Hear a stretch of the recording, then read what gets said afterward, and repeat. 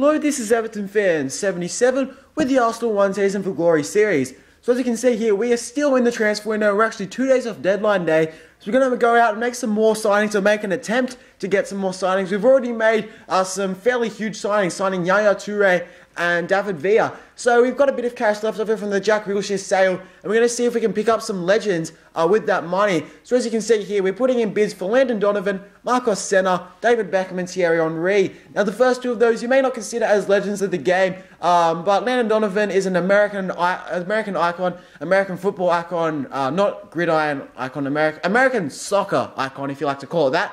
And then we have Thierry Henry and David Beckham, who are two legends of the game, as well as Marcos Senna, who has always been a quality player for Spain and more recently real. So as you can see, LA Galaxy actually rejected our bid for Landon Donovan, and we're not going to pursue him any further because that'll cost us too much. Villarreal actually accept our bid for Senna. Now moving on to PSG, not PSG, New York Red Bulls. They actually accept their offer as well, so that's good. We're going to see if we can pick up Thierry Henry. That is a fairly hefty contract, paying £45,000 per week for a 35-year-old player.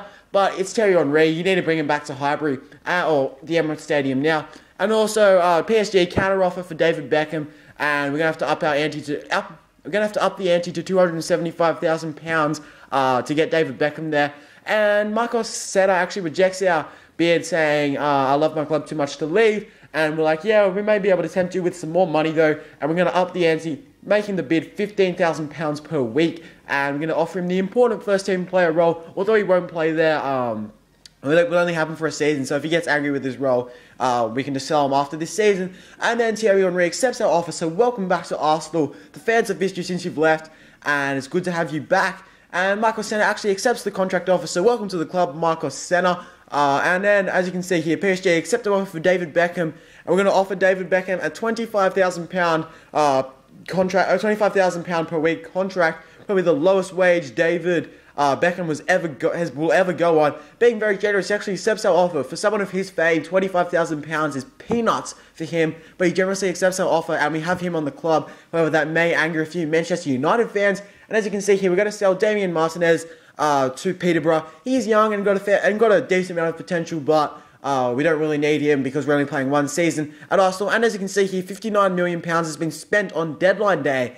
As you can see here as well, Kieran Gibbs says he's not happy with his wages, so I was thinking, yeah, that's probably fair enough, maybe extra 5 or 10,000, we can pay for that. No, an extra 20,000, and if you look at our wage budget, we only have 50,000 left. That's pretty much taking half of our wage budget out, and so I'm just going to let this one play out and see if he'll actually see if he won't pursue us for a higher wage and just accept his wage as it is, because we can't afford to lose £20,000, especially moving on into the next transfer window. But as you can see here, for our first match of the episode against Liverpool, Thierry Henry and David Beckham have actually made it to the bench. Marcos Senna is still in the reserves. But moving on to the game, Santi Cazorla, rainbow flicking over the defender. Gervinho, Ronaldo chops, finds Podolski with a little through ball to Walcott, and Walcott's just going to hit it straight to the keeper. That would have been a nice goal to have put away. But yeah, David Beckham and Thierry Henry have actually made the bench. Marcos Senna is in the reserves, as I said before. I was considering starting Beckham or Henry, but when you look at the squad and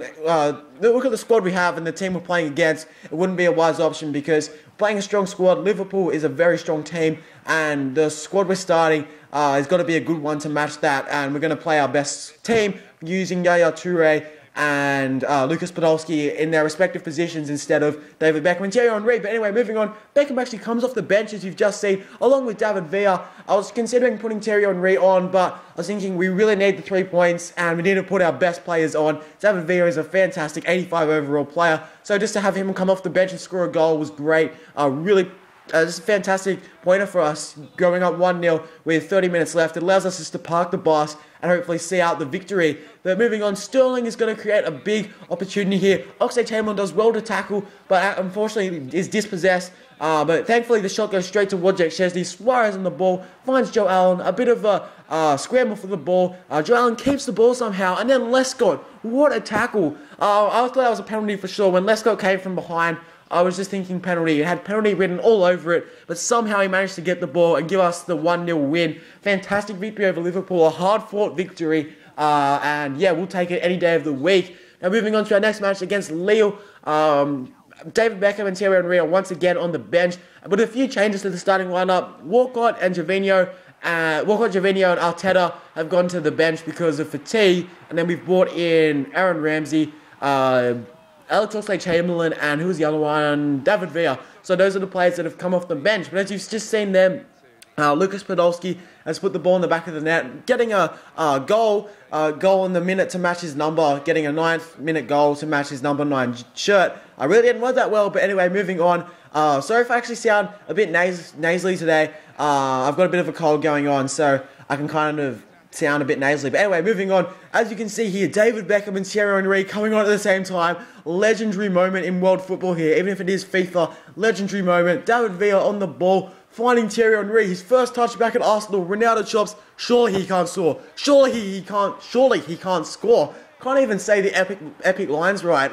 Having a bit of a shock today, but Thierry Henry scores with his first touch of possession back at Arsenal and gets a goal. It's a fantastic moment in world football there. If that was real life, that would be all over Facebook, all over YouTube. Just Thierry Henry scores in his return to Arsenal as we go on to win 2-0. So in a fairly competitive match as well, a Champions League match, Thierry Henry delivers the good as he did so many years ago. Well, not so many years ago, so many times years ago back at Arsenal. Anyway, moving on to the next and third and final match of the episode. It is against Southampton. Now we actually have a League Cup match after this against League One League One side. I'm not sure who it is. I can't remember exactly.